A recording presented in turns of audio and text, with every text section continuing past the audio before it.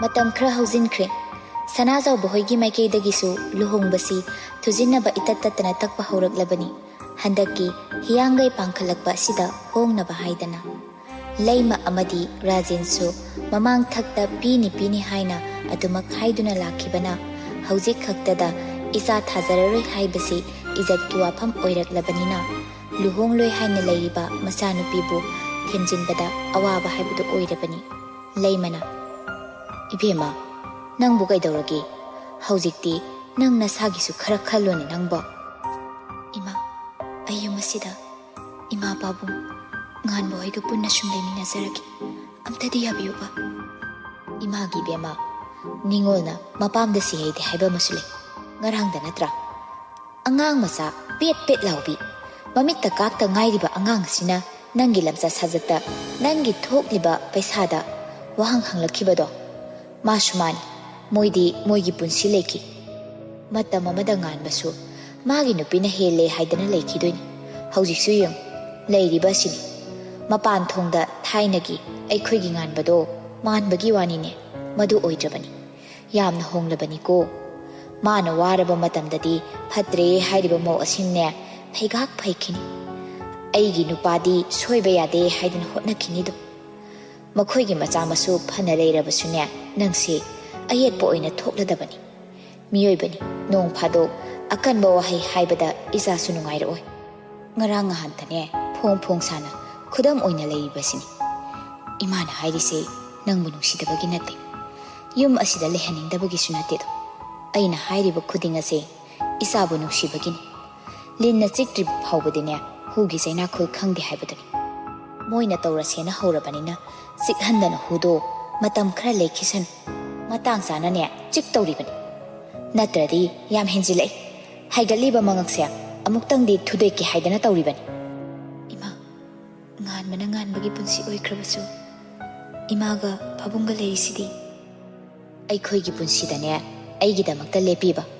aiga khongthang manana chatminaba ngamba punsi khongloi haibase yamna makta ngai phati isagi maphamda isagi punsida sanajawba muk matik saba kana leirige ha napa ai leiriba makhaidi pharido yumisida adubune ai khoi leitraba kandadi iphema nang mito haibado nasagi yum asida oidaurini aina ne kuthiga puro aphaba matam lepnarase haidana hekta haikrabani nangi ningaiga tararoi koima leima asi hairamduna thokre khusi magi phamung aduda khongrai chana phamduna thokriba mama aduda yengjari somdasu amhani Rajena Nipa masa noina manghanba matam se henman khrene tasengna nakhoina luhongaroi hairadine wari se samjinaba tawsi makhoisu makhoigi oiba mongda leirasan oigadabusu hekman oiroidabusu hekman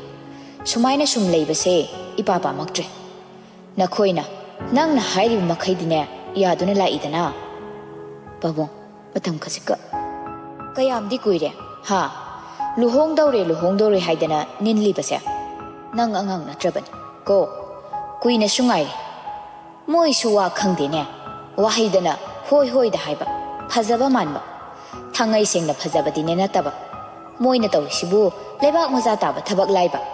yarani matagum tawbam su yaurine harauge di haide masa ningol heijet hegai oirabido aikhoina harau luksinbige haringai sida babungi pendaba pumbado ingonda haibiyo adubu mahdi pakbigon to adudani mina khudong saba lauribase ko moina haibada yarani haidana khanglabra ipagi bungo ipana hairise gyan taun henangbo aikhoi gisu lekaya sigi mamangdane izat haiba madi leiridana numidangi matamni syamna mama insang siyamini he nasa singdasu kita pirusu ibema yami khara khaidu pirunu chara hengera kaidogige moigi masana tongana chagen haiba natro aina sabiyodi haididana hai masi ibema mama sabiya nang suni harise khangabra angang piktru na ngang ba ya ba ngang meraga nang na seba mu taw sulidoiba ha namai du ikai dran he aina di nang se angang singsina yam kijana bebar leina loina haningbani adubu nangi na taw sina sunya angang singsina usitrini ꯑꯩꯅꯦ ꯑꯩ ꯌꯥꯝ ꯄꯦꯟꯗ꯭ꯔꯕꯅꯤꯀꯣ ꯑꯩ ꯄꯥꯕꯨꯡ ꯌꯥꯔꯦꯁꯦ ꯄꯤꯔꯔꯣꯏꯁꯦ ꯃꯣꯏꯁꯨ ꯃꯨꯛꯇꯅ ꯉꯝꯃꯅꯤ ꯍꯥꯏꯔꯕꯅꯤꯅ ꯌꯦꯡꯕ ꯇꯥꯔꯦꯗꯅ ꯈꯨꯁꯤ ꯃꯧꯄꯥ ꯑꯃꯗꯤ ꯃꯅꯥꯎ ꯅꯨꯄꯤꯕꯨ ꯅꯨꯡꯁꯤꯗꯕꯒꯤ ꯅꯠꯇꯦ ꯑꯗꯨꯕꯨ ꯁꯦꯡꯅ ꯃꯗꯨꯅ ꯃꯔꯝ ꯑꯣꯏꯔꯒ ꯃꯃꯥꯅ ꯅꯨꯡꯇꯤꯒꯤ ꯉꯥꯡꯗꯨꯅ ꯂꯩꯔꯕ ꯋꯥꯍꯩꯁꯤꯡ ꯑꯗꯨ ꯍꯟꯖꯤꯟ ꯍꯟꯖꯤन ꯇꯥꯕꯗ ꯇꯥꯅꯤꯡꯗꯕ ꯄꯣꯛꯂꯛꯄꯗꯒꯤꯅꯤ ꯅꯥꯀꯟ ꯑꯃꯔꯣꯝꯗꯅ ꯉꯥꯟꯕꯗꯣ ꯃꯊꯛꯇ ꯂꯥꯏꯔꯤꯛ ꯄꯥꯗꯨꯅ ꯂꯩꯔꯤꯉꯩ ꯔꯥꯙꯤꯀꯥꯗꯨ ꯀꯥꯔꯛꯏ ꯉꯥꯟꯕ ꯅꯣꯛꯐꯦꯠ ꯇꯧꯗꯨꯅ ꯆꯥꯛ ꯂꯣꯏꯔꯕꯣ ꯂꯣꯏꯔꯦ ꯌꯥꯝ ꯊꯣꯡꯕ ꯇꯟꯗꯅ ꯆꯥꯛ ꯀꯥꯝꯕꯗꯨꯗꯅꯦ ꯑꯂꯨ ꯈꯔ ꯑꯗꯨꯝ ꯉꯥꯟꯁꯤꯜꯂꯦ ꯉꯥꯔꯤꯒ ꯃꯣꯔꯣꯛꯀ ꯂꯧꯔꯒ ꯆꯥꯔꯁꯤ ꯍꯣꯏꯅꯦ ꯂꯥꯏꯔꯤꯛꯁꯨ ꯄꯥꯔꯣꯏꯗꯕ ꯅꯪꯅ ꯀꯩꯗꯧꯕꯩ ꯀꯥꯔꯛꯏꯅꯣ ꯃꯩ ꯃꯉꯥꯜꯁꯦ ꯎꯗꯕ ꯀꯨꯏꯔꯦꯅ ꯌꯦꯡꯒꯦꯅ ꯂꯥꯛꯄ ꯅꯨꯡꯉꯥꯏꯇꯦꯗ ꯅꯨꯄꯤꯁꯦ ꯑꯩꯅ ꯇꯧꯕꯅ ꯑꯩꯅ ꯐꯪꯉꯦ ꯍꯥꯏꯗꯨꯅꯤꯀꯣ ꯏꯁ ꯌꯥꯔꯦ ꯂꯣꯏꯁꯤꯜꯂꯣ 11:30 ꯇꯥꯗꯧꯔꯦ ꯃꯩ ꯃꯨꯊꯠꯈ꯭ꯔꯅꯤ ꯔꯥꯙꯤꯀꯥꯅ ꯍꯥꯏꯕꯒ ꯇꯧꯕꯒ ꯆꯥꯟꯅꯅ ꯃꯩꯗꯨ ꯃꯨꯠꯈ꯭ꯔꯦ ꯔꯥꯙꯤꯀꯥ ꯃꯆꯤꯟꯗ ꯁꯣꯜꯂꯤ ꯏꯁ ꯃꯤꯅꯤꯠ ꯑꯃ ꯑꯅꯤꯒ ꯆꯦꯟꯅꯕ ꯌꯥꯗꯕꯒꯤ ꯃꯑꯣꯡꯅꯤꯅꯦ ꯇꯧꯔꯤꯁꯦ ꯅꯪꯅ ꯉꯥꯡꯉꯁꯨꯅꯦ ꯉꯥꯜꯂꯛꯑꯔꯣꯏ ꯂꯥꯛꯑꯣ ꯌꯥꯔꯦ ꯄꯥꯕꯨꯡ ꯂꯩꯔꯝꯗ꯭ꯔꯕ ꯅꯪꯅ ꯀꯜꯂꯨꯔꯤꯕ ꯅꯆꯤꯟꯗꯨꯒ ꯉꯥꯡꯉꯨꯔꯤꯕ ꯋꯥꯉꯥꯡ ꯁꯉꯥꯡꯗꯨꯒ ꯏꯕꯥꯅꯤꯗꯤꯀꯣ ꯑꯗꯨꯝ ꯀꯪꯁꯤ ꯁꯤꯔꯗꯕꯅꯤꯍꯦ ꯏꯁ 이붕어 이밤 레이저리베도 이마다 하이게 하이행디네 마이 에마 발한다바 야데 야레 라디카 아이와 영광인데 고 이바니네 윰 아시기 ख्वाइदगी अंगांग मसीगी मथक्ता इबानीगी सेंथोक लंबी अमत्ता लेबा नते नंगी इमादगी लौबा हाइबगी वानी कयाम कुइना लौबा यादोइनो हा पाबुंगना अखोइदा पिरकपसु इमा खंगलिबनी अदुबु कैमता हाइदे अखोइगी फिबम खंगबना अदुबु मुक्पा हाइबसे इसा मतिक चारबा कांदा सकमान लेंमानबगा मुक्नगदबनी अखोइना मुक्नरिबसिंगसिदी अखोइदगिने अहन अदुसु अखोइबु पोकपिरिबा इमा इपानी येंगनाबदसु अखोइना नोक्लिबा मसिदने अखोइना सुम नमकंदना लेरदिने अखोइनी खक्तनिने मांगजदोइसे राधिकादो खुमदे तुमिना ले nganba makha tarai aina harise ibanigini ima pabungna ekhoi nungsidana kana nungsirudoino haujikte ekhoise moigi mangba yatraba lan makhoigini haibada ekhoi natana aduga musu ekhoigini haibada moi natana kana leirige yum masida ekhoi khara khak leminaba sida sumaina leinari sibu migi mamangde kaijadro aidiam ikai mina karini hainarangani ha khalune mukta masa nupa mathanta ne maudo lakpadagi tongana lekhre mama mapa ga hana yeng dekhai mina nokning doise ekhoida ne nokning doise adusu khang kari matik magun leidana tongana chari no haidana ne mina nokna doise ibani dane as hoiba wari makha do hayeng sarase ba aine yam tumninge ba chakse saraga kona mu pheng badadi ne no ngalani la o ai iron baga loiramabani haiba asumna makhoigi kada changlaktuna nganba amadi radhika do chak chaminari ahingi tangkak adumadi loikrabani nongalamdai adu yauraba phawba malaya abhijit animak tumthadana leiri malayana oiromda cheptuna hipli abhijitna yetlomda onthokduna hipli abhijit muna amumuksu malaya da yengli malaya so adumangai anidugi mityengdu wahangtana thallaba mityengni kari karambu wahang haibaduna masa masagi oibani adubu awaba nungaitabana langtak nei masadu anidu khajik michana kibaga mityengdu phat handokne abhijit tapna kauri malaya pakhum pirakte abhijit amukka hana kawi adubu malaya de mahausa gum pakhum adumak piraktre abhijit mana haigi khalliba adudi adumak makha tarai malaya tasengna tumda tumthaba oiramlabadi ai nangonda ayappasu pir pakhum pidramaksu tabadadi tabiyo nangi wakhal pukning honglukpa matamda pakhum adamak piro adu phawba ai ngaikini adubu ai handakti amukpa mata leita isagi oijaba mata thidana aina nangonda haijaribasini ai lankre malaya tasengna ai lankre masinatana nangi nafamda aigi haningai wahi leiti malaya sebna hiblamba do longna hiptuna hairei ꯀꯔꯤꯒꯤ ꯑꯩꯅ ꯅꯪꯒꯤ ꯌꯨꯝ ꯑꯁꯤꯗ ꯂꯩꯔꯤꯕꯅꯣ ꯍꯥꯏꯕ ꯑꯩ ꯈꯪꯗꯦ ꯀꯥ ꯑꯁꯤꯗ ꯅꯪ ꯑꯩ ꯄꯨꯟꯅ ꯀꯔꯤꯒꯤ ꯑꯍꯤꯡ ꯂꯦꯜꯂꯤꯕ ꯍꯥꯏꯕꯗꯨꯁꯨ ꯑꯩ ꯈꯪꯗꯦ ꯄꯥꯎꯈꯣꯡ ꯑꯣꯏꯅ ꯆꯟꯗꯨꯅ ꯑꯗꯨꯃꯛ ꯂꯩꯔꯤꯕꯅꯤ ꯄꯨꯟꯁꯤꯜꯂꯨꯕ ꯊꯥꯡꯖꯤꯜꯂꯨꯕ ꯈꯣꯡꯊꯥꯡ ꯑꯁꯤꯗꯤ ꯆꯠꯅꯕꯤꯅ ꯁꯥꯈꯤ ꯑꯣꯏꯈꯤꯕꯅ ꯍꯟꯗꯣꯛꯄ ꯉꯝꯗꯕꯅꯤ ꯑꯩꯅ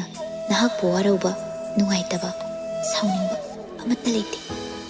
ꯏꯁꯥꯅ ꯏꯁꯥꯗ ꯄꯦꯟꯖꯗꯕ ꯈꯛꯅꯤ ꯅꯪꯒꯤ ꯑꯔꯥꯟꯕ ꯈꯨꯗꯤꯡꯁꯨ ꯑꯩꯅ ꯅꯨꯃꯤꯠ ꯑꯗꯨꯗ ꯉꯥꯛꯄꯤꯈ꯭ꯔꯦ ꯑꯩꯗꯤ ꯊꯔꯨꯝ ꯇꯧꯕꯁꯨ ꯍꯩꯅꯗꯦ ꯑꯁꯦꯡꯕ ꯊꯃꯣꯏꯗ ꯂꯩꯕ ꯋꯥꯗꯨꯅꯤ ꯍꯥꯏꯔꯤꯕꯁꯦ ꯍꯧꯖꯤꯛꯇꯤ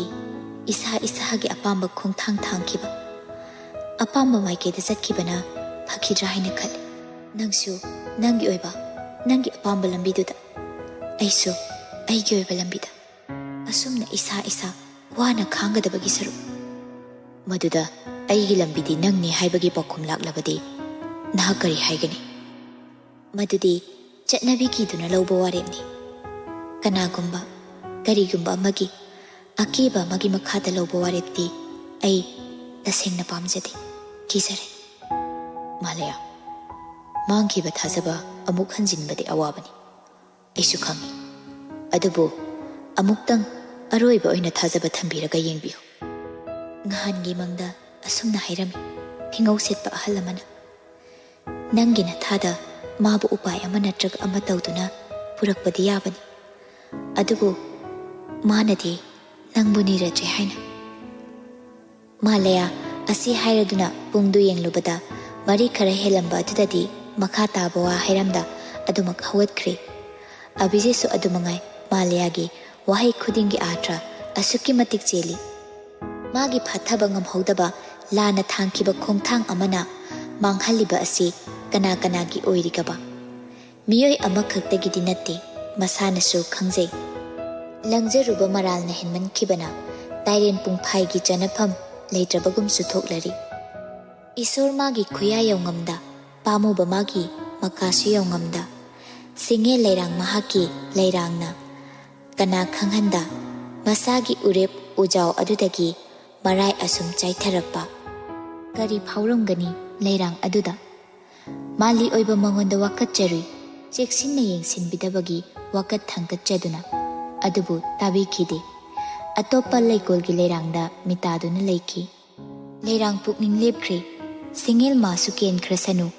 ꯈꯣꯡꯌꯥ ꯎꯐꯨꯜꯂꯛꯇ ꯇꯤꯟꯈ꯭ꯔꯕꯁꯨ ꯃꯁꯥꯅ ꯌꯥꯅ ꯂꯧꯖꯔꯒꯦ ꯂꯦꯞꯈ꯭ꯔꯦ ꯃꯔꯥꯜ ꯂꯩꯇ꯭ꯔꯕ ꯊꯧꯗꯧ ꯑꯃꯒꯤ ꯗꯟꯗꯤ ꯑꯁꯨꯝꯅ ꯑꯁꯨꯝ ꯍꯧꯈ꯭ꯔꯦ ꯀꯨꯏꯔꯦ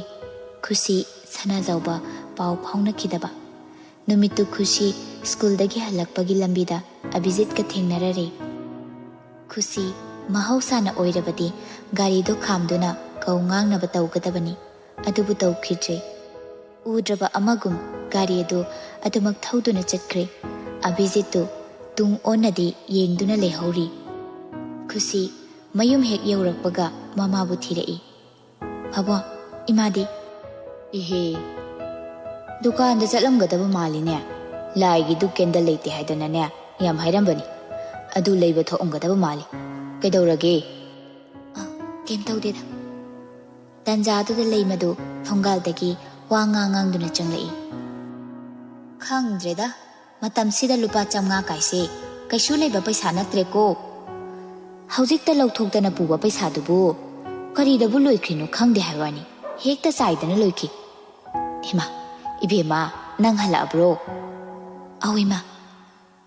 ꯄꯣꯊꯥꯔꯣ ꯄꯣꯊꯥꯔꯣ ꯏꯃꯥꯅꯦ ꯂꯥꯏꯗꯨ ꯀꯠꯅꯕ ꯇꯧꯒꯦ ꯑꯗꯨ ꯂꯣꯏꯔꯒ ꯆꯥ ꯂꯣꯟꯕꯤꯔꯛꯀꯦꯀꯣ ꯏꯃꯥ ꯀꯩꯗꯧꯔꯒꯦ ꯏꯆꯥꯕꯨ ꯍꯥꯏꯌꯨꯅꯦ ꯍꯥꯏꯌꯨꯅꯦ ꯀꯩꯅꯣꯝꯇ ꯏꯍꯦ ꯑꯩꯈꯣꯏꯁꯤꯕꯨ ꯃꯤꯇꯣꯞꯁꯤ ꯉꯥꯏꯔꯦꯅꯦ ꯅꯪꯅ ꯇꯧꯔꯤꯁꯦ ꯍꯥ ꯍꯥꯏꯌꯣ ꯏꯆꯥꯕꯨ ꯀꯩꯗꯧꯔꯒꯦ ꯏꯃꯥ ꯑꯩ ꯁꯅꯥꯖꯥꯎꯕꯒ ꯂꯨꯍꯣꯡꯕꯗꯣ ꯑꯩ ꯏꯁꯥꯅ ꯌꯥꯔꯦ ꯏꯃꯥ ꯏꯄꯥꯒꯤ ꯕꯦꯝꯃ ꯂꯩꯃ ꯃꯆꯥꯒꯤ ꯋꯥꯗꯣ ꯇꯥꯕꯗ ꯍꯔꯥꯎꯅ ꯈꯨꯝꯂꯛꯏ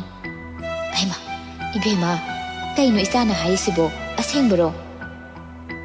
ꯑꯕꯣꯡ ꯏꯃꯥ ꯑꯁꯦꯡꯕꯅꯤ ꯑꯩ ꯁꯅꯥꯖꯥꯎꯕꯗ ꯂꯨꯍꯣꯡꯕꯗꯣ ꯏꯁꯥꯅ ꯌꯥꯔꯦ ꯄꯨꯛꯅꯤꯡ ꯂꯩꯀꯣꯜꯒꯤ ꯁꯤꯡꯉꯦꯜ ꯅꯋꯥ ꯊꯝꯕꯥꯜ amuk hana leirang lesa tamlagi leplagli pukning lamgi lamdongda singel gi lenam phawhalage makhankhre nungshire mikupto matamdo mataudo mahakna sanghalage pukning gi leirang lesusu mahak kumba khoimu amadi kanagi lekoldasu piraroi khoimu ahenbani wasak setpani pukche lepani adubu leirangna amuksu kidabadi natte matam kaubi mahakna taibangpat asibu laikangla ohenba ngami maka phanna sacharamba leirang amasu singel lekhokdagi leina khikna manghanbasu ngami palem oibi panthau oiba makadagi cheksinna thamjaba mamum oibi mabu lona phongna huduna pakhang magi lekolda haurabada karigi chingnaba leiti